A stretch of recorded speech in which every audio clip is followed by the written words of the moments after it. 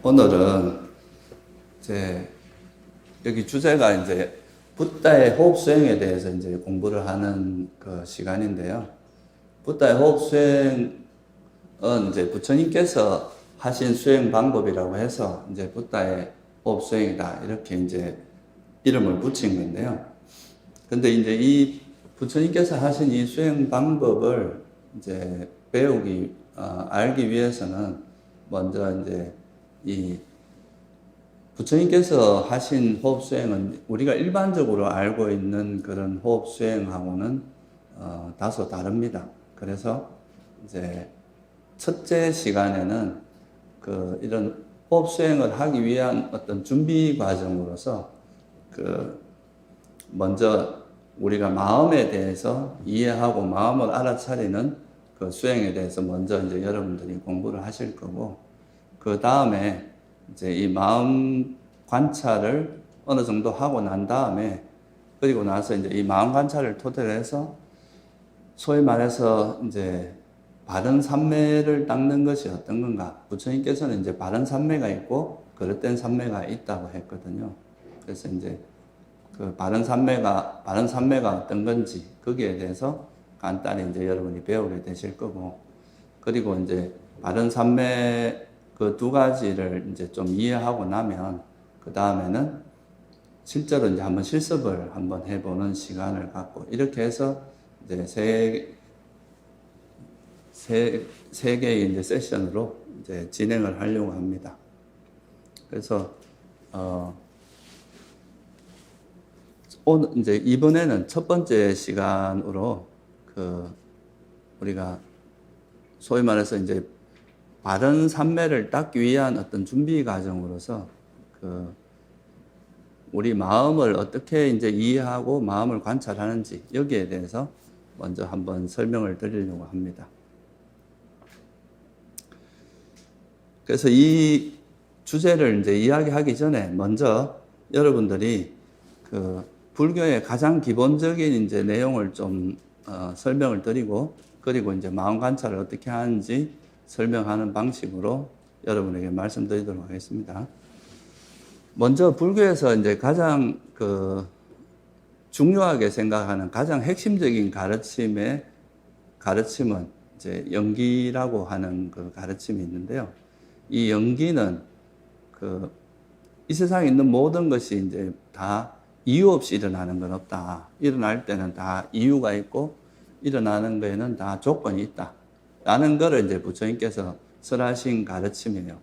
그래서 이제 이 영기에 대한 가르침을 기본적으로 이해해야 이걸 기반으로 해서 이제 우리가 불교가 전반적으로 어떻게 흘러가고 또 수행이 무엇인지라는 거에 대해서 좀 이해할 수 있기 때문에 먼저 영기를 그냥 간단하게 지금 깊이 있게 말씀드리기는 어렵고, 영기라는 것이 무언가 하는 것에 대해서 말씀을 드리면, 이 세상에 있는 영기는 말 그대로 이제 조건 연자잖아요. 그죠? 연자가.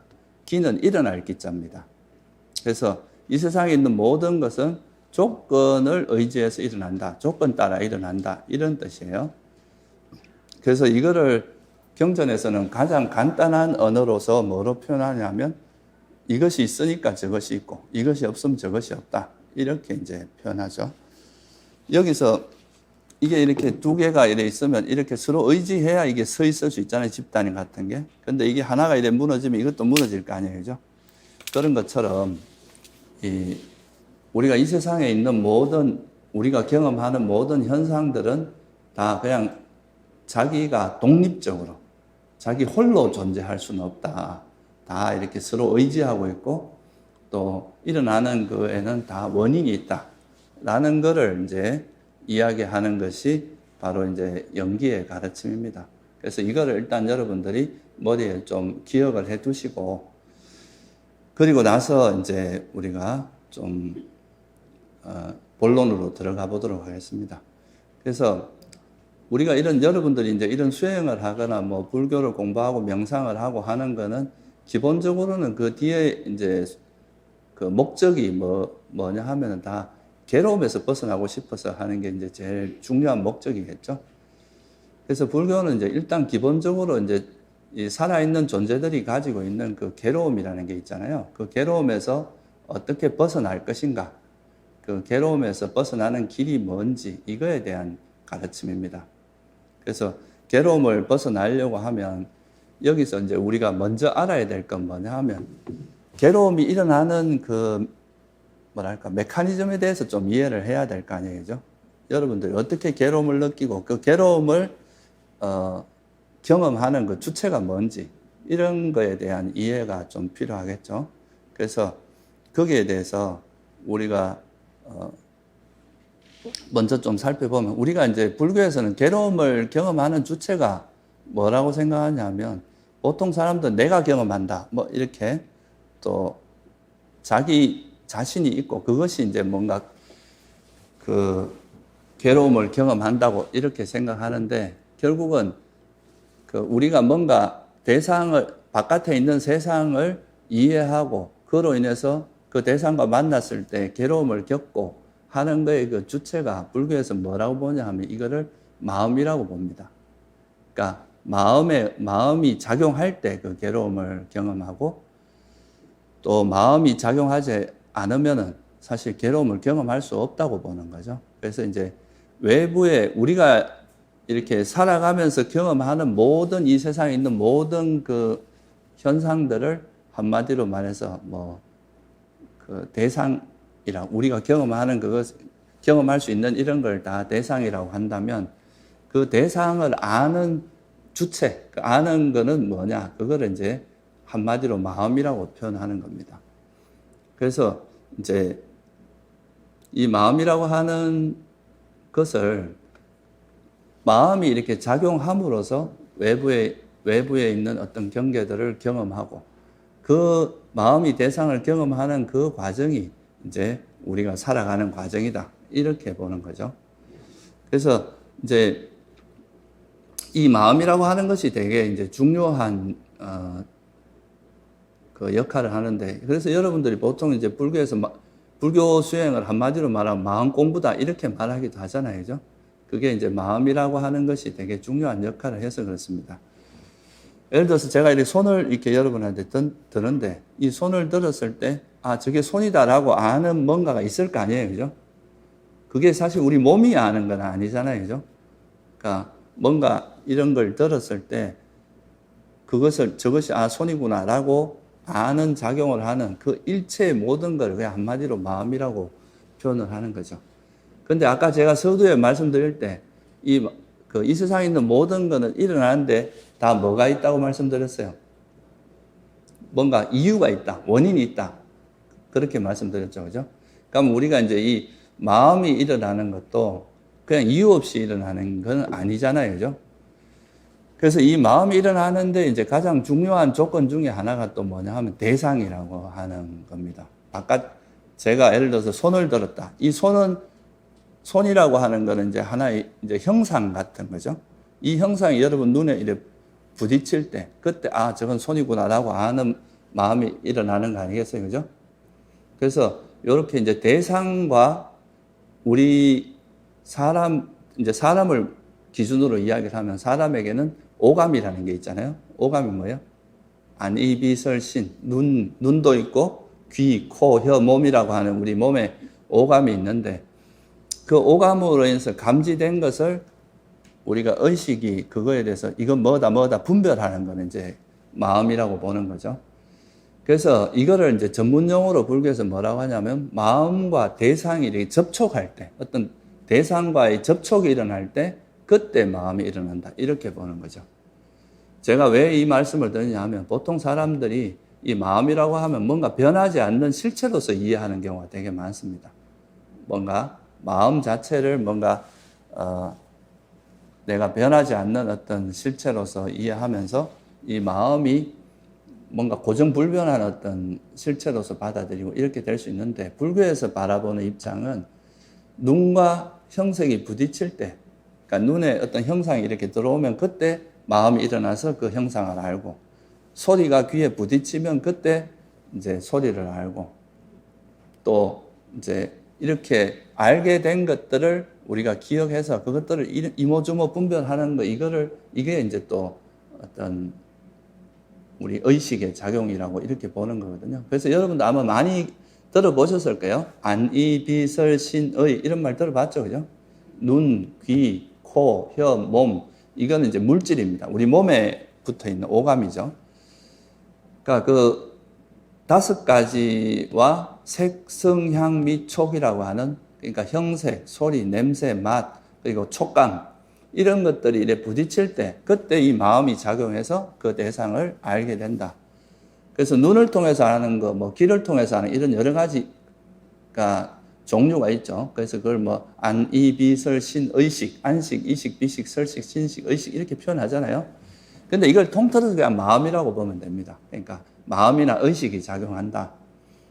그래서 우리가 아는 이 마음이라고 하는 것도 결국은 이제 이 세상에 있는 모든 건 다 조건 따라 일어난다고 부처님께서 설하셨으니까 결국 이 마음이라고 하는 것도 조건에 의해서 일어나는데 그 조건 중에 이제 가장 중요한 조건은 대상과의 접촉이다.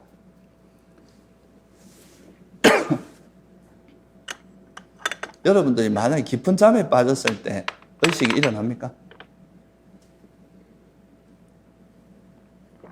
만약에 이제 깊은 잠에 빠졌을 때는 우리가 대상을 분별하는 이런 작용이 일시적으로 멈추잖아요. 그죠? 그러니까 그 대상과의 접촉이 있을 때 의식이 작용하고 대상과의 그 접촉이 없을 때는 의식이 작용하지 않는다. 이것도 이제 이것이 있으면 저것이 있고 이것이 없으면 저것이 없다는 그 연기의 가르침과 이제 일맥상통하는 거다. 이렇게 볼 수 있겠죠? 근데 이제 이거는 이제 기본적으로 그러니까 우리가 그 괴로움을 느끼는 그 구조를 알기 전에 괴로움이라고 하는 것이 이런 그 무정물이 괴로움을 느낍니까? 이런 컵 뚜껑 이런 거는 괴로움을 안 느끼잖아요. 그죠? 보통 괴로움을 느끼는 거는 주로 어디서 누가 괴로움을 느낍니까? 생명체. 그죠? 생명이 있는 이제 존재에게서 괴로움이라는 게 일어나요. 그래서 이 괴로움이 일어나는데 이 생명이 있는 존재가 어떻게 괴로움을 경험하느냐. 결국은 생명이 있는 존재가 일반 이런 무정물하고 차이는 의식이 있다는 겁니다. 마음이 있고 의식이 있는 이게 이제 가장 결정적인 차이인데 이 마음이 있고 그 마음이 대상과의 접촉할 때 그때 이 대상을 분별하는 작용이 일어나는데 이 분별하는 작용을 통해서 괴로움을 겪는다. 이게 이제 부처님이 보신 어떤 우리 마음이 그러니까 우리 존재들이 살아있는 생명체가 괴로움을 겪는 그 구조적인 설명이에요. 제가 이런 목탁을 때린다고 해서 목탁이 뭐 소리는 나겠지만 목탁이 괴로움을 느끼거나 이러지는 않단 말이죠. 근데 사람에게 가서 이렇게 한 대 때리거나 뭐 뾰족한 걸로 찌르거나 하면 그때는 고통을 느낀단 말이에요. 그러니까 이거는 이제 그런 고통을 느끼는 게 우리가 생명체에게 있는 마음이라고 하는 것이 있기 때문에 그런 괴로움을 느낀다 하는 것이 이제 제일 중요한 포인트입니다. 그래서 이 마음이 작용함으로써 그 대상을 분별할 때 괴로움이 일어나는 거다. 그래서 여기서 이제 우리가 한 걸음 더 나아가서 조금 더 볼 수 있는 것은 뭐냐 하면 그러면 여러분들이 어떤 대상과 부딪힐 때 보통 이제 우리가 여러분 좋아하는 사람 만나면 어떤 감정이 일어납니까? 어떤 생각이 일어나요? 되게 행복하다, 좋다 이런 걸 느끼죠. 근데 내가 원수를 만났다. 그러면 이제 괴로움이 일어날 거 아니에요. 그죠? 그러니까 이제 이 대상과 부딪힐 때 마음이 어떻게 분별하냐에 따라서 괴로움과 행복이 일어나는데 근데 이게 이제 대상 자체가 우리에게 괴로움을 주는 것인가? 아니면 그 대상을 분별하는 내 마음의 어떤 문제 때문에 괴로움이 일어나는 것인가? 이거를 이제 이해하는 게 수행에서 굉장히 중요하거든요. 그래서 여러분들이 그거 다들 아시겠지만 원효 스님 일화 아시죠? 그죠?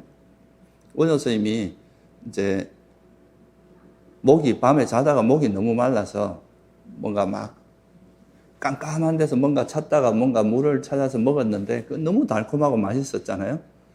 근데 그 다음 아침에 일어나서 보니까 그 물이 무슨 물이었어요? 해골물이었잖아요. 해골에 담겨 있는 썩은 물이었단 말이에요.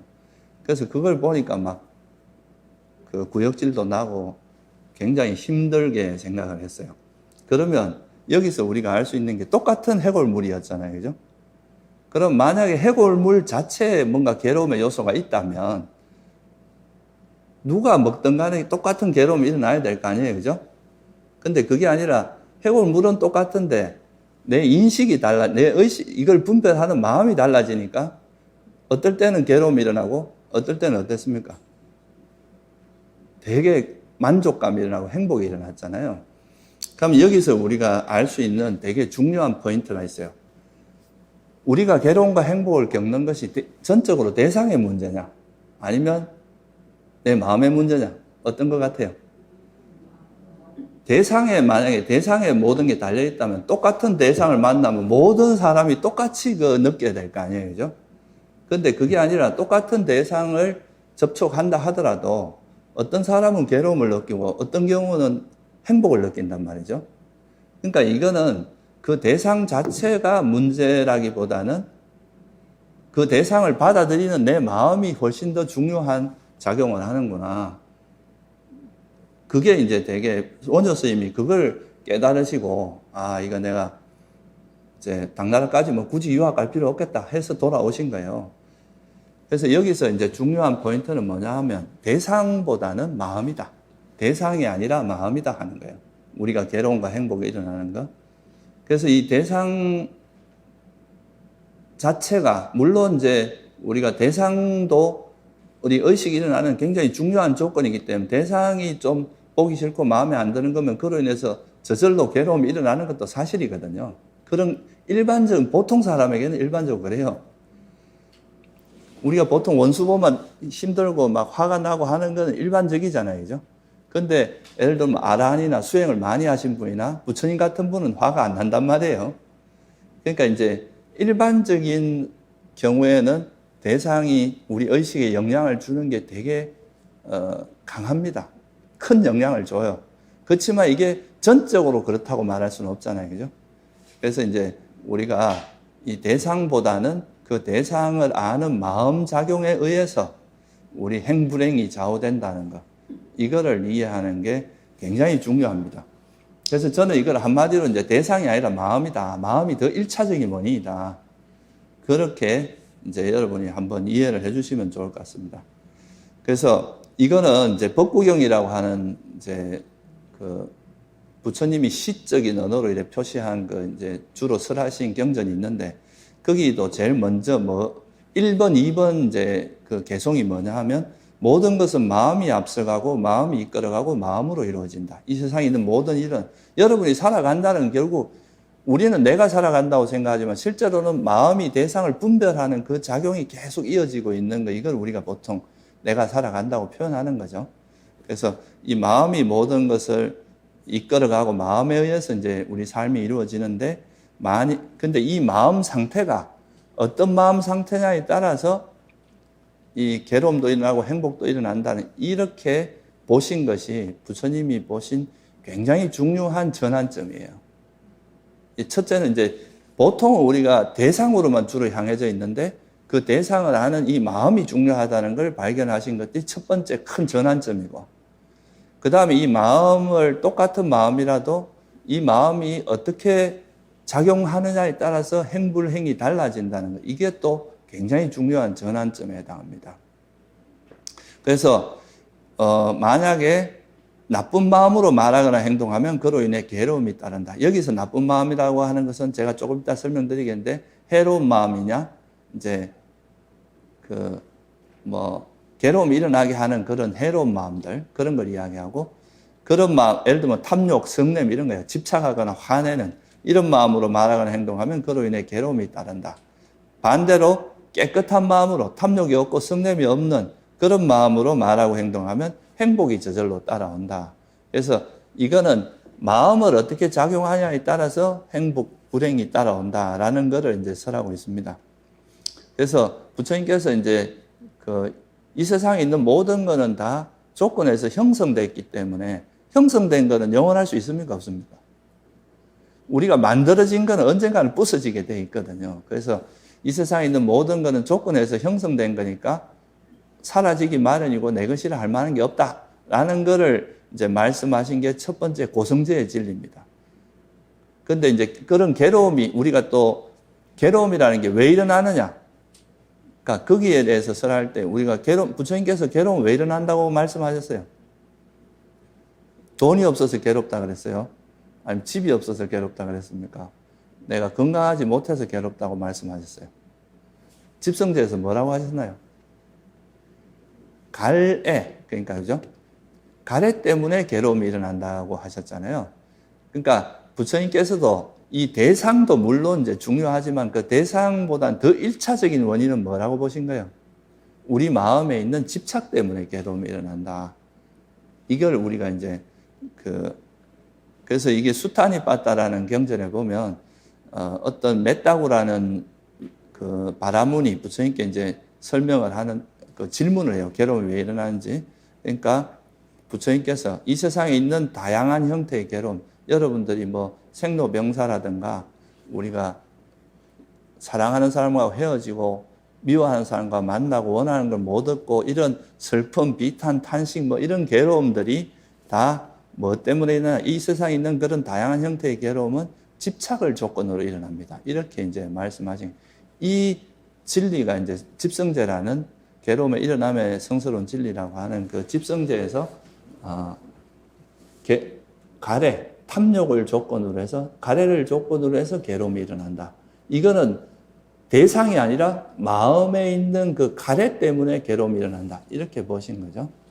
그래서 일단은 이제 대상이 있으면 그 대상을 아는 이 마음이 중요하다는 것. 그리고 이 마음 상태가 어떠냐에 따라서 괴로움이 일어날 수도 있고 행복이 일어날 수도 있는데 그 괴로움이 일어나는 가장 주된 원인은 뭐냐 하면은 우리 마음에 있는 뭐 때문에 그랬어요? 집착, 가래. 가래라는 건 탐욕입니다. 한마디로 말해서. 탐욕을 조건으로 일어난다. 그래서 이 탐욕이라는 게 있으면 여러분들이 집착하는 게 있으면 그 집착이 자기가 원하는 게 이루어지지 않을 때 뭐가 일어납니까? 네? 돈을 벌고 싶은데 돈이 안 벌어지면 뭐가 일어나요? 성질 나잖아요. 화가 납니다. 또 뭐 누구하고 내가 마음에 드는 사람하고 사귀고 싶은데 안 돼요. 그럼 화가 나죠. 이게 이제 자기가 원하는 걸 충족하지 못했을 때 일어나는 것이 뭐예요? 이게 이제 정신적으로 괴로움이 일어나거든요. 그래서 이렇게 정신적으로 대상에 대해서 그 상황에 대해서 만족하지 못하고 괴로워하는 이걸 우리가 보통 불교에서는 화 또는 성냄이라고 하거든요. 그래서 탐욕이라는 게 있으면 성냄은 따라옵니다. 이거는 작용과 반작용 같은 거예요. 탐욕이 있는 이상 그것이 만족되지 않았을 때 나타나는 게 성냄이기 때문에 이제 성냄이 일어날 수밖에 없고, 그리고 우리가 왜 집착하겠어요? 내가 어떤 대상에 대한 집착 때문에 괴로움이 일어난다 그랬는데, 예를 들면 여러분이 안 죽고 싶고 영원히 살고 싶은 집착이 있으면 괴로움이 일어나겠죠. 그죠? 죽을 때 되면. 그러면 이때 이 괴로움이 일어난 이유는 사람은 죽을 수밖에 없는데 그걸 모르고 영원할 거라고 착각하면서 영원하다고 생각해서 그걸 집착하는 거거든요. 그죠? 그래서 이 집착을 하는 이유는 진리를 모르기 때문이라는 거예요. 세상이 변하기 마련인데, 조건에서 만들어진 건 사라지기 마련인데 그거를 사라지지 말라고 붙들고 있다는 거는 이 사라지기 마련이라는 걸 이해하면은 그냥 이거는 죽는 게 당연하구나, 태어난 존재가 죽는 건 당연하구나 하고 받아들이면 거기에 대해서 집착을 안 할까요? 안 죽으려고 집착 안 할 거 아니에요. 그죠? 그래서 이거는 어리석음을 조건으로 일어난다고 본 거예요. 이게 지금 뜨거워요. 뜨거우면 내가 이거를 뜨거운지 모르고 계속 쥐고 있으면 계속 이거에 대해서 괴로움이 일어날 거 아니에요. 그죠? 근데 이게 뜨겁다고 알고 이걸 놓으면은, 이걸 뜨겁다는 걸 알면 더 이상 이걸 안 붙들을 거 아니에요. 그죠? 그런 것처럼 부처님께서는 이제 이런 탐욕이 일어나는 원인은 이 세상에 있는 모든 게 다 조건 따라 일어나서 변하기 마련이고, 또 그래서 이거는 참 안정적이지 않다. 불안정하고 불만족스러운 것이다. 그런 것을 어떻게 내 것이라 하겠느냐. 이건 변하지 않는 실체나 영원한 것은 없다. 이렇게 말씀하셨는데 그걸 모르기 때문에 자꾸 이제 붙들고 집착한다는 거예요. 그래서 이제 이런 괴로움이 일어나게 하는 마음의 원인은 뭐라고 보시냐면 탐욕이 중심인데, 이 탐욕이 있으면은 그 반작용으로 성냄도 일어나고, 이 탐욕이 일어나는 원인은 어리석음에 있다. 진리를 모르기 때문에 이제 붙든다는 거죠. 이게 뜨거운 줄 알면 안 붙들 텐데, 뜨거운 줄 모르니까 이걸 붙들고 나서 괴로워 죽겠다고 막 발버둥을 친다는 거예요. 근데 이게 이제 뜨거운 거라는 걸 알고 놓아버리면 이제 괴로움이 일어나지 않을 것인데, 그래서 이거를 이제 괴로움이 일어나는 원인을 탐욕으로 한마디로 설하셨지만, 그 말 속에는 이제 탐욕이 일어나는 건 어리석음을 조건으로 일어나고, 또 탐욕이라는 것이 성냄을 탐욕이 있으면 또 그 반작용 성냄이 있기 때문에 결국은 탐진치를 설하신 겁니다. 그래서 우리가 괴로움이 일어나는 우리가 탐욕이, 그 대상에 대해서 탐욕이 있거나 성냄이 있거나 어리석음이 있으면 계속 괴로움이 일어난다. 그래서 이런 마음을 우리가 뭐라고 하면, 괴로움이 일어나게 하는 마음은 내가 열반에 이르는데 괴로움을 소멸하는 데 있어서 방해가 되고 해롭다. 그런 마음으로 불선한 마음이다. 우리가 불선이라 하기도 하고 해롭다. 이건 유익하지 않다 이런 뜻이에요. 해롭다. 이렇게 해서 불선한 마음.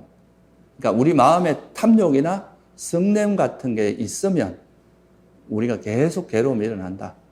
그래서 이것이 이제 부처님께서 바라보신 이제 이런 것을 해로운 마음. 그러니까 우리 마음이 어떤 대상을 할 때 그 대상 아는 그 마음에 탐욕이 있거나 성냄이 있거나 어리석음이 있으면 이 괴로움이 계속 일어날 수밖에 없다.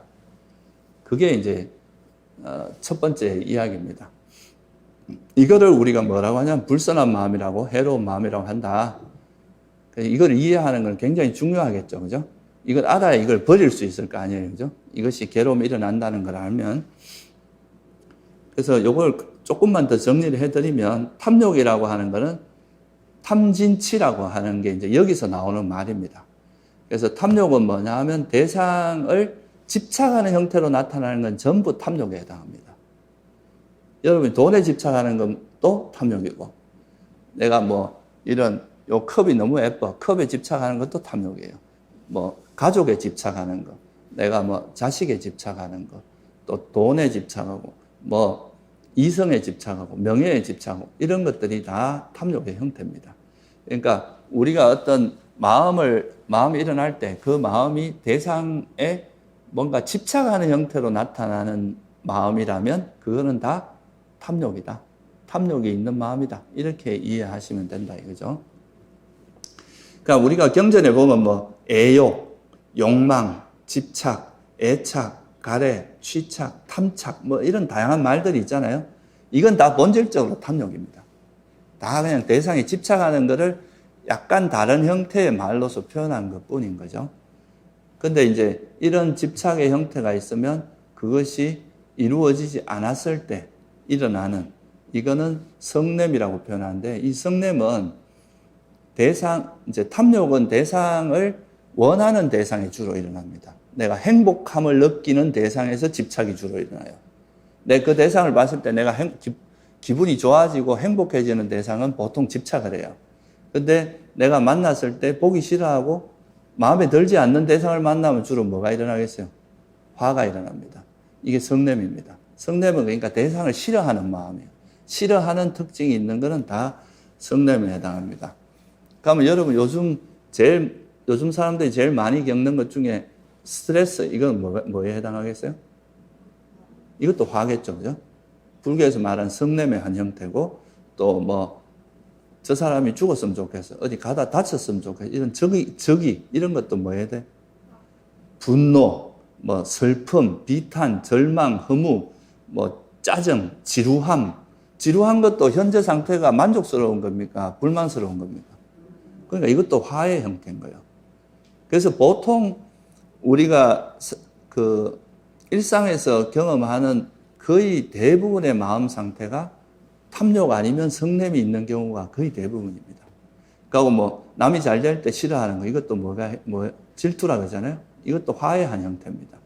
인색해요. 이것도 화의 한 형태. 내가 있는 거 주기 싫은 거예요. 그리고 뭐 과거에 내가 잘못한 거에 대해서 싫어하는 거, 이것도 화의 한 형태다, 그죠? 그리고 뭐 요즘 말하는 우울함, 공포, 이런 것도 현 상태가 만족스럽지 못하고 그거에 대한 싫어하는 마음이기 때문에 이런 것도 다 뭐에 해당한다고요? 화해. 성냄에 해당합니다. 그래서 우리가 일반적으로 보통 사람들이 일으키는 마음의 거의 대부분은 탐욕 아니면 성냄이에요. 그러니까 탐욕으로 갔다가 그것이 만족되지 않으면 성냄으로 갔다가 또 성냄을 해소하기 위해서 또 탐욕으로 가요. 여러분들이 되게 스트레스 받으면 주로 뭐 합니까? 술을 마시거나 뭐 음식을 막 폭식을 하거나 또 영화를 보거나 뭐 데이트를 하거나 이러잖아요. 이게 다 뭐냐 하면 내가 받는 스트레스를 다른 욕망을 충족함으로써 그걸 푸는 거예요. 내가 원하는 데서 못한, 요즘은 뭐 쉽게 할 수 있는 게 뭐 인터넷을 본다거나 이런 걸로 푸는 거죠. 그러다가 또 이제 이 욕망을 막 누리다가 또 자기가 원하는 욕망만큼 충족이 안 되면 또 뭐가요? 화가 일어나는 거죠. 또 화가 일어났다가 또 화를 풀기 위해서 욕망으로 갔다가 이게 계속 반복되는 게 일반적인 보통 사람들의 정신 의식의 상태다. 이렇게 볼 수 있습니다. 또 그러다가 이 또 욕망이 또 많이 일어나고 이러다 보면 또 화가 많이 나거나 이러면 또 화가 너무 많이 나서 스트레스가 많아지다 보면 사람이 좀 무기력해지잖아요. 그죠? 아무것도 하기 싫고 아무 의욕도 없고 그런 무기력하고 정신적으로 게을러지고 멍하고 이렇게 좀 나른하고 권태롭고 이런 마음 상태가 되는 걸 우리가 해태혼침이라고 합니다. 그래서 이런 이제 오늘 제가 이제 여러분들한테 호흡 수행을 말씀드릴 때 뭐 이제 호흡 수행을 방해하는 마음 상태가 되게 많은데 그 중에서도 특히 일상 속에서 가장 우리 의식 세계가 이제 또렷하게 정신이 또렷하고 맑아지는 걸 방해하는 게 바로 이 탐욕이나 성냄 그리고 이 정신적으로 무기력해지는 해태혼침이라고 하는 졸리거나 무기력해지는 그것이 이제 가장 방해하기 때문에 요 세 가지는 여러분들이 이제 그 호흡 수행을 하실 때 이제 좀 알아야 될 거라서 제가 좀 자세히 설명드린 거예요. 다시 한번 정리를 해드리면 탐욕은 뭐예요? 집착하는 형태. 내가 즐기거나 좋아하고 집착하는 형태로 나타나는 거. 특히 이게 핵심은 집착입니다. 그 달라붙어 갖고 안 떨어지려고 하는 게 제일 핵심이에요. 그래서 이게 이제 탐욕이고 그 반대로 대상을 싫어하고 거부하는 이런 형태로 나타나는 건 다 성냄이고 그리고 여러분들이 TV 같은 거 막 너무 오래 보다 보면 마음이 늘어져서 게을러지고 막 아무것도 하기 싫고 이래 될 수도 있고 스트레스 때문에 그래 될 수도 있고 그렇게 정신적으로 게을러지고 무기력해지는 그런 마음 상태는 뭐라고 한다고요? 해태혼침이다. 그래서 요 세 가지는 꼭 기억을 하세요. 이게 이제 여러분이 삼매를 닦을 때 가장 방해하는 어떤 우리 마음 상태다. 이런 이제 그 어리석음까지는 여러분이 조금 어렵기 때문에 여기서는 두고 탐욕, 성냄, 해태혼침 요 정도만 이해를 하시고 이런 마음 상태가 있을 때는 괴로움이 일어나요. 그러면 그 반대로 우리가 어떻게 이런 마음이 없는 상태가 뭐가 되겠어요? 우리가 괴로움에서 벗어날 수 있는 마음 상태겠죠. 그죠? 그러니까 탐진치가 있는 마음은 괴로움이 일어나게 한다면 탐진치가 없는 마음이 괴로움에서 벗어나게 하겠죠. 그죠? 그래서 탐욕이 없는 마음, 성냄이 없는 마음, 어리석음이 없고 해태혼침이 없고 이런 마음 상태를 우리가 유익한 마음 상태라고 합니다. 선한 마음 상태라고 이야기하죠. 그래서 탐욕이 없다는 것은 탐욕은 이렇게 검어지는 거니까 탐욕이 없다는 말은 놓아버린다. 이걸 그러니까 더 이상 안 검어지고 놓아버리는 상태. 이게 이제 탐욕이 없는 마음. 성냄은 대상에 대해 싫어하는 거면 싫어하지 않고 우리가 부드럽게 우호적으로 자애로서 대하는 이렇게 상대를 친절하게 대하는 이런 마음 상태는 성냄이 없는 마음 상태예요. 그래서 탐욕과 성냄이 없는 마음 상태, 그런 것이 없는 마음 상태의 대표적인 게 삼매입니다. 삼매에 들었다는 것은 이제 탐욕이나 성냄이 기본적으로 없는 마음 상태에 해당해요. 그리고 어리석음이 없다는 것은 어리석음의 반대가 지혜거든요. 그러니까 어리석음이 없다는 건 지혜가 있다는 뜻이죠. 진리를 모르는 게 어리석음이니까 진리를 아는 것은 지혜에 해당하겠죠. 그죠? 그래서 이런 이제 탐욕이 없고 성냄이 없고 어리석음이 없는 그런 마음 상태를 유익한 마음 상태라고 한다. 그래서 이거를 알면 우리가 뭐가 가능하냐면, 이제 우리가 어차피 인간이 살아가면서 결국은 의식은 여러분이 기본적으로 작용할 수밖에 없습니다. 우리 마음이 계속 작용을 해야 인생을 살 수 있고, 마음이 더 이상 작용하지 않는 경우는 죽음에 이르는 경우예요. 그러니까 그건 또 이제 다음에 다른 데 태어나서 다른 몸을 통해서 또 의식이 일어나겠죠?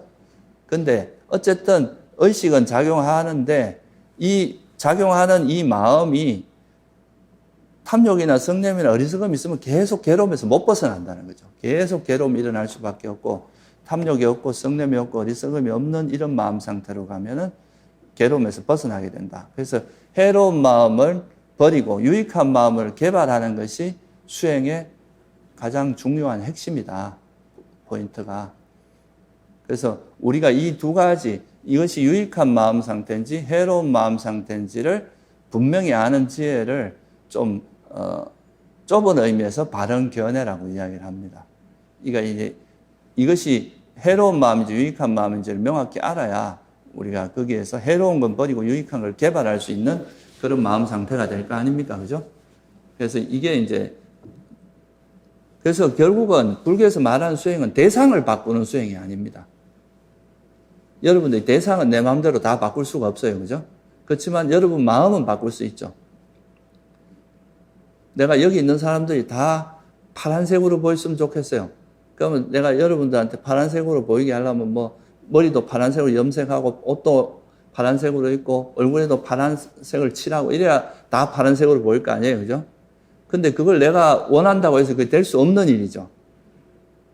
근데 내가 안경에다 파란색을 칠해버리면 여러분들이 다 파란색이 될 거 아니에요. 그죠? 그러니까 내 마음을 바꾸면은 이 세상도 다 바뀌는데, 내가 마음은 그대로 두고 대상을 바꾸려고 하는 것은 불가능하다고 본 거예요. 부처님께서는. 그래서 불교에서 말하는 수행은 대상을 바꾸는 수행이 아니라 마음을 바꾸는 수행이다. 그 마음 중에서 이제 해로운 건 버리고 유익한 걸 개발하다 보면 나중에 그게 열반에 이르는 이런 마음이 계속 개발되다 보면 결국은 열반에 이르러서 괴로움을 소멸할 수 있다 하는 거죠. 그래서 지금 이제 여러분들이 이미 알고 있는 사람도 있을 수 있는데, 여기서 중요한 포인트는 딱 두 가지입니다. 제가 이렇게 좀 설명을 드린 거는, 이 알아차림 수행을 하기 위해서 필요한 거는, 아까도 말씀드렸지만 이제 보통 사람들은 마음이 다 대상으로 향해져 있잖아요. 그죠? 저 사람은 어때? 저 사람은 옷이 어떻고, 저 사람은 성격이 나쁘고, 저 사람은 아주 좋은 사람이고 부드러운 사람이 있지만, 그 사람을 그렇게 분별하고 있는 자기 마음 상태에 대해서 이해하는 것은 굉장히 어려워요. 남의 눈에 티끌은 보여도 자기 눈에 대들보는 안 보인다. 이런 말처럼. 그러니까 다른 사람을 이렇게 분별하는 건 쉽지만, 내가 이 대상을 분별하는 내 마음 상태가 어떤 상태인지, 그걸 아는 것은 굉장히 어렵거든요. 그래서 첫 번째 우리가 알아야 될 거는 대상보다는 대상을 아는 마음을 보는 것, 이 연습을 해야 됩니다. 이게 마음을 관찰하고 마음을 알아차린다는 의미입니다. 근데 이것만 가지고도 또 부족해. 여기서 한 걸음 더 나아가면 뭘 알아야 되겠어요? 이 대상을 아는 요 마음을 안 다음에 이 마음에 탐욕이 있는지 없는지, 성냄이 있는지 없는지, 해태원침이 있는지 없는지, 이거를 보는 것까지 했을 때 우리가 제대로 마음 관찰을 하는 거다. 무슨 말인지 이해가 되세요? 그 두 가지예요. 대상이 아니라 마음이다. 대상보다는 대상을 아는 마음을 알아차리는 연습을 일단 해야 되고요. 그 대상을 아는 그 마음에 탐욕이 있는지 없는지, 성냄이 있는지 없는지, 이걸 알아야, 탐욕이 있는 마음이라고 알면 이건 버려야 될 마음이잖아요. 그죠? 만약에 탐욕이 없는 마음이라면 이건 어떻게 해야 되겠어요? 개발해야 되겠죠? 이건 말은 쉽지만 자기가 그렇게 관찰하는 건 쉽지가 않습니다. 그래서 그런 거를 우리가 하는 거를 뭐라고 하냐면, 보통 우리가 경험하는 것들을 정확히 알아차리는, 관찰하는 그 수행을 알아차림 수행이라고 하거든요. 그러니까 예를 들어서 이건 목탁이 있다. 이 목탁이 있구나라고 알고, 이거에 대해서 좋아하고 싫어하는 이런 마음이 들어가면 안 돼요. 그냥 객관적으로 있는 그대로 그냥 보이는 그대로 알기만 하는 거죠. 그리고 내가 이제 저 사람은 왜 저렇게 성질이 나쁠까 하고 막 화가 성질이 나쁠까 하고 이렇게 말하고 있는 그 생각하고 있는 그 생각을 알면 이 생각에 뭐가 같이 내포되어 있습니까? 저 사람은 보기 싫어. 저 사람은 참 마음에 안 들어. 이런 생각이 일어났다면 그 생각에 뭐가 있다고 봐야 되겠어요? 화가 있는 마음이죠. 그죠? 그러니까 그 마음을 볼 때 이제 그 대상에 대해서 마음에 들어 하지 않고 저 사람은 뭔가 입은 옷이 마음에 안 들어. 이렇게 하는 생각이 일어났으면 그거는 그 대상을 분별하는 내 마음을 일단 봤지만 생각이죠. 주로 생각의 형태로 우리가 보이거든요. 그 마음에는 화가 있구나 라는 것까지 보면 이게 마음 관찰이 된다 이거예요. 그래서 이렇게 관찰할 때 이제 알아차림을 할 때 주의할 거는 이제 좀 한 걸음 떨어져서 봐야 돼요. 이거를 내가 이제 예를 들어서 내 마음에 화가 일어나는 걸 알았어요. 근데 나는 왜 이렇게 내 마음에서 화가 많지? 난 이 화가 좀 없었으면 좋겠어. 화 보기 싫어. 이렇게 되면은 이거를 그냥 우리 마음에서 일어나는 걸 그냥 있는 그대로 보는 게 아니라 여기다 또 내 감정이 막 개입되잖아요. 이러면 이 대상을 우리가 정확히 알아차림을 할 수가 없어요. 그러니까 그냥 내가 마치 다른 사람이 저 사람 화내고 있네. 저 사람 또 집착하고 있네. 이런 것처럼 마치 남의 일을 보듯이 내 것이 아닌 것처럼 그냥 일어나면 탐욕이 있는 마음이구나. 성냄이 있는 마음이구나. 이렇게만 이해해야 된다 이 말이에요. 무슨 말씀 이해되시죠? 그러니까 알아차림을 할 때는 보통은 사람들이 자기한테 일어나는 마음을 이제 이걸 나라고 생각하는 경향이 되게 강하기 때문에 이런 마음을 볼 때 자기 감정이 여기 자꾸 개입해요. 그래서 이걸 막 원하는 대상, 좋은 마음이 나타나면 좋다고 달라붙고 원치 않는 대상이 나타나면 또 막 싫어갖고 화를 낸단 말이에요. 이런 방식으로 대하면 이 대상을 이해할 수가 없잖아요. 그죠? 우리가 알아차림이라는 건 있는 그대로 통찰하는 거거든요. 그래서 그냥, 내가 화가 있는 마음이구나. 이거는 또 욕심이 있는 마음이구나. 해태혼침에 빠졌구나. 그냥 이렇게 객관적으로 그냥 보는 거. 이걸 우리가 알아차림이라고 한다는 거예요. 무슨 뜻인지 아시겠죠? 알아차림을 할 때는 이거를 그 대상에 관여하면 안 돼요. 우리가 감정이 개입한다는 것 자체가 벌써 그게 같이 놀아나는 거거든요. 그게 아니라 그냥 일어나는 그대로 자기한테 일어나는 생각을 마음을 있는 그대로 보고 그 마음이 탐욕이 있는지 없는지 성냄이 있는지 없는지 해태혼침이 있는 이 정도만 파악하면 된다 이거죠. 아시겠죠? 그래서 이제 이런 알아차림 수행을 하다 보면 이 알아차림 수행을 통해서 우리가 경험하는 이 세상을 좀 객관적으로 보는 그런 지혜가 생깁니다. 그냥 내가 걸어가는 뿐이구나. 또는 저것이 뭐구나. 또 우리한테 마음에서 만약에 탐욕이 일어나면 탐욕이 있는 마음이구나. 내 마음에 지금 탐욕이 일어나고 있구나. 성냄이 있구나. 이렇게 관찰하다 보면 그게 이제 우리 마음 상태에 대한 이해가 많이 생기게 되거든요. 여러분들이 다른 사람을 이렇게 계속 관찰하다 보면 저 사람 저럴 때는 화를 내고 저럴 땐 집착하고 저럴 땐 또 무기력해지고 저런 성격이고 저런 마음 상태구나 라고 우리가 객관적으로 알 수 있잖아요. 그죠? 근데 이것처럼 자기를 그렇게 객관화해서 보는 거예요. 그러면 내가 평소에 이런 대상을 만날 때는 집착하고 이런 대상을 만날 때 화를 내고 또 이럴 때는 막 무기력해지고 이런 식으로 내 마음이 작용하고 있구나라는 거를 이런 마음 관찰을 통해서 배우게 됩니다. 이거는 어떻게 보면 지금까지 여러분이 자기라고 생각하는 거는 그냥 자기 편한 대로 생각하고 관념적으로 생각하는 게 되게 많아요. 그런데 이런 관찰을 하다 보면 실제로 내 모습이 어떤가를 보게 되는 거죠. 그죠? 그래서 이거를 여러분들이 이제 특히 이제 그런 물질은 그 자체가 그냥 우리가 대상을 파악하는 거는 되게 많이 해와요. 세속에서도 대상을 이해하는 걸 많이 하잖아요. 그죠? 근데 이 대상을 아는, 이 마음을 아는 게 어렵기 때문에 오늘은 마음을 알아차리는 거에 좀 포커스를 맞춰서 설명을 드리겠습니다. 그래서 이렇게 이제 이 대상을 이렇게 분별할 때 두 가지입니다. 아까 설명했던 거 그냥 이제 한 번 더 설명을 드릴게요. 첫째는 뭐라 그랬어요? 우리가 이건 목탁입니다. 이건 물이에요. 이거는 뭐예요? 또 여기 있는 사람들이 많이 있습니다. 또 저 사람은 왜 저렇게 졸고만 있을까? 뭐 저 사람은 왜 저렇게 머리 모양이 저럴까? 옷을 왜 저렇게 입었을까? 이렇게 우리가 바깥에 있는 대상을 분별할 때 그 분별하는 그 내용이 주로 생각으로 나타나거든요. 그죠? 저 사람은 어때? 저 사람은 어때? 또는 저 사람은 좀 이랬으면 좋겠어. 저 사람하고 내가 친해졌으면 좋겠어. 이렇게 이제 그 생각들이 움직이는데 이게 우리가 그 대상을 분별하는 내용, 그걸 보통 우리가 생각이라 하기도 하고 그게 이제 실제 분별하는 마음 상태거든요. 근데 이까지는 보통 이제 세속에서도 어느 정도 할 수 있는데 여기서 불교에서 말하는 마음 관찰이라는 정도까지 가려면은 이 마음 상태에 집착이 있는지 없는지, 성냄이 있는 마음인지 없는 마음인지, 그거를 분명히 아는 정도까지 가요. 두 가지죠, 그죠? 첫째는 대상을 아는 요 마음을 아는 거, 이 마음에 탐욕이 있는지 없는지, 성냄이 있는지 없는지, 해태원침이 있는지 없는지 아는 거.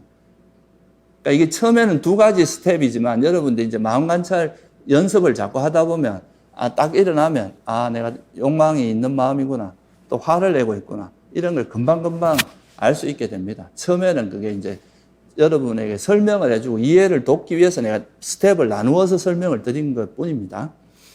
그래서 이거를 이제 대념척이라고 많이 들어보셨죠, 그죠? 우리가 이런 이제 알아차림 수행을 하는 거에 대표적인 그 지침이 되는 경전이 대념척이라는 경전인데 여기 보면은 그 마음에 대한 알아차림에 대해서 어떻게 나오느냐 하면은 비구들이요, 여기 비구는 탐욕이 있는 마음은 탐욕이 있는 마음이라 분명히 알고 탐욕이 없는 마음은 탐욕이 없는 마음이라 분명히 안다. 성냄이 있는 마음은 성냄이 있는 마음이라 분명히 알고 성냄이 없는 마음은 성냄이 없는 마음이라고 분명히 한다. 이렇게 설해져 있어요. 이게 16가지로 설명되어 있는데 여기서 다 말씀하면 대표적인 거 두 가지만 말씀드린 거예요. 그러니까 뭐 여기서는 해태원침, 이제 산란한 마음은 산란한 마음, 또 해태원침에 빠진 마음은 해태원침에 빠진 마음을 알아라. 이렇게 이제 설명을 하고 있는데 오늘은 이걸 다 설명할 수는 없으니까 대표적인 세 가지 탐욕, 성냄, 그 다음에 해태원침. 탐욕, 성냄은 우리 마음을 막 어지럽게 만드는, 산란하게 만드는 쪽이라면 해태원침은 마음을 이렇게 가라앉게 만들고 무기력하게 만들고 졸리게 만들고 이런 멍하게 만들고 이런 거기 때문에 이 두 가지가 좀 하나는 업이고 하나는 다운이고 이렇게 보시면 되거든요. 그래서 거기에 좀 포커스를 맞춰서 말씀을 드리는 겁니다. 그래서 마음이 이제 우리에게 일어나는 마음 상태가 일단 그 대상을 아는 마음을 먼저 관찰한 다음에 이 마음에는 탐욕이 있는 마음인지 뭔가 그 대상에 계속 집착하는 형태로, 집착이라는 말은 뭐예요? 다른 말로 하면 포기가 안 된다는 뜻입니다. 여러분이 뭔가 어딘가 집착을 한다는 거는 그거 지금 너한테 유익하지 않으니까 내려놔 해도 못 놓는 거예요. 이 집착의 강도에 따라서 놓는 것도 훨씬 어렵거든요. 그래도 이게 뭔가 있지 않을까 하고 계속 미련을 못 버리는 거죠. 어떤 사람이 사기꾼한테 쏟고 있는데 옆에서 그 사기꾼이니까 믿지 마 해도 이 집착이 있는 사람은 그거를 못 놓는 거예요. 그게 집착의 본질이거든요. 그리고 화라는 것은 대상을 싫어하는 마음이고, 그래서 이게 이제 화인지 욕망, 그러니까 탐욕인지 이걸 구분하는 거는 내가 뭔가 거기에 집착이 있고 이걸 놓으려고 해도 잘 안 놓아지는 그런 마음 상태라면은 이거는 탐욕이다. 이렇게 보시면 되고, 그 대상에 대해서 뭔가 정신적으로 뭔가 이게 불만족이고 만족스럽지 못하는 그런 괴로움이, 정신적인 괴로움이 일어나는 건 다 화라고 보시면 돼요. 정신적으로 만족스럽지 못한 상태는 다 화가 일어난 거다. 그렇게 보시면 됩니다. 그래서 이제 내가 어떤 생각이, 보통 이제 우리가 마음을 관찰하라 그러면 사람들은 이제 이 생각을 아는 거를 마음 관찰이라고 생각해요. 그래서 내가 지금 수행을 잘하고 싶은 생각이 일어나는구나. 그러면 이거 생각을 알아차리는 걸로 이제 마음 관찰이라고 생각. 이것도 마음 관찰의 첫 번째 단계이긴 맞아요. 그렇지만 이것도 마음은 마음이니까. 근데 여기서 한 걸음 더 나아가서 이것이 탐욕이 있는지 없는지, 이것 성냄이 있는지 없는지 그거를 봐야 된다 이거죠. 그까지 정확하게 딱 통찰했을 때 우리가 제대로 마음 관찰이 된 거다. 아시겠죠? 또 성냄도 마찬가지예요. 내가 저 사람 앉아서 만약에 여러분 수행을 하시는데 옆에서 누가 자꾸 뽀시락 하고 왔다 갔다 하고 수행을 되게 방해. 저 사람 왜 저럴까 하고 막 그런 생각들이 움직이면 이거는 이 생각, 내가 그런 생각을 하고 있다는 걸 알고 그걸 들여다보면 거기 뭐가 포함되어 있습니까? 그 사람이 좋아서 막 그런 생각해요? 화가 난 거죠. 그죠? 그래서 그런 마음에는 화가 있는 마음이다. 이렇게. 그 대상을 분별하는 그 마음에는 화가 있다. 또 여기는 집착이 있다. 그리고 이제 앉아 있는데 뭐 호흡을 알아차려고 하는데 뭐 잘 모르겠고 졸음이 자꾸 오고 재미도 없고 그러니까 이제 정신도 멍해지면서 꾸벅꾸벅 졸리기도 하고 이러면 어떤 상태라고 봐야 되겠어요? 해태혼침이 있는 마음 상태다. 그죠? 그 세 가지만 오늘 연습을 해볼 겁니다. 그래서 지금 말씀드린 거를 가지고 한번 연습을 해볼게요. 제가 그냥 여러분 초보자들도 많으실 것 같아서 이런 형태의 생각들이 탐욕이 있는 마음입니다. 또 이런 형태의 생각들이 성냄이 있는 마음입니다. 또 이런 형태가 해태혼침에 빠진 상태입니다. 라는 그 예시를 좀 들어드릴게요. 내가 원하는 대상에 대해서 자꾸 즐기고 좋아하는 생각, 마음, 이건 뭐에 해당하겠어요? 또 탐욕이 있는 마음이겠죠. 이런저런 생각을 즐기는 것, 또 어떤 내가 행복했던 느낌에 집착하는 것, 과거의 행복에 대해서 추억하면서 그걸 즐기고 있는 마음, 또 미래에 내가 이렇게 됐으면 좋겠다고 그런 이제 집착하는 마음, 또 뭐 호흡 수행을 하면 삼매를 경험한다는데 삼매에 들었으면 좋겠다, 삼매의 맛을 보고 싶다라는 것, 이런 것들은 다 뭐에 해당하겠어요? 이런 생각이, 이런 마음이 움직이는 걸 관찰하면 이게 탐욕이 있는 마음이구나 이렇게 알고 이 마음의 정체는 탐욕이 있는 마음이다 이렇게 알아라 이거예요. 아시겠죠? 그 다음에 원하지 않는 대상을 싫어하거나 앉아있다 보면 다리 통증 같은 게 일어나요. 그러면 그 통증에 대해서 싫어하는 마음이 일어납니다. 이건 뭐예요? 이것도 화겠죠? 또 옆에서 시끄러운 소리가 나. 그런 거에 대해서 그거에 대해서 싫어하는 생각이라든가 과거의 잘못이 내가 과거에 이러이러 했는데 그건 왜 그랬을까 하고 후회하는 생각이 이것도 뭐에 해당해요? 화에 해당합니다. 이런 마음들이 일어나면 이거는 성냄이 있는 마음이구나 이렇게 알아차리면 된다 이거죠. 그 다음에 마음이 되게 무기력해지고 게을러지고 나태하고 권태롭고 졸리고 나른하고 멍해 의식이 또렷하지 않고 좀 멍해지면서 뭔가 졸리고 의식이 무기력해지고 다운되고 하는 그런 마음 상태는 뭐라고 봐야 돼요? 해태혼침에 빠졌구나 이렇게 보면 됩니다. 그래서 이 세 가지를 이제 그냥 숨이라고 우리가 마음을 그냥 계속 마음을 관찰하라 이러면 사람들이 이렇게 좀 산만해질 수 있거든요. 그래서 그냥 숨을 여러분 마음을 어디 하나에 둘 곳은 있어야 되니까 숨에 집중하려고 하지 말고 그냥 숨에 이제 내가 마음을 자연스럽게 두려고 하고 있다가 그 숨이 이제 숨에 두려고 하는데도 뭔가 우리 마음이 막 움직이게 되거든요. 초보자들은. 그러면 그 움직일 때 이 생각을 알아차리고 이 생각이 탐욕이 있는 생각인지 또는 성냄이 있는 생각인지 해태혼침에 빠진 생각인지 그거를 알아차리고 가급적이면 이 알아차리면 빨리 하는 게 좋아요. 생각이 많이 움직이면 움직일수록 그 생각을 나중에 알아차리고 나서도 놓기가 어려워집니다. 여러분 불이 탈 때 불씨가 딱 일어날 때 알아차리는 게 쉽지 불이 막 붙었을 때 나중에 끄기가 어렵잖아요. 그죠? 그래서 우리가 탐욕이나 성냄이나 해태혼침 이런 걸 이제 우리가 지금은 알아차린 연습만 하지만 결국 이걸 놓아야 되잖아요. 버려야 될 거 아니에요. 그죠? 그러니까 이건 가급적이면 생각이 많이 진행되기 전에 빨리 알아차릴수록 좋다 이거예요. 그래서 생각이 많이 이것저것 뭐 또 삼매 들고 싶은 생각이 탐욕이 있는 마음이구나 하고 다시 그냥 호흡으로 이 숨으로 다시 가볍게 돌아오세요.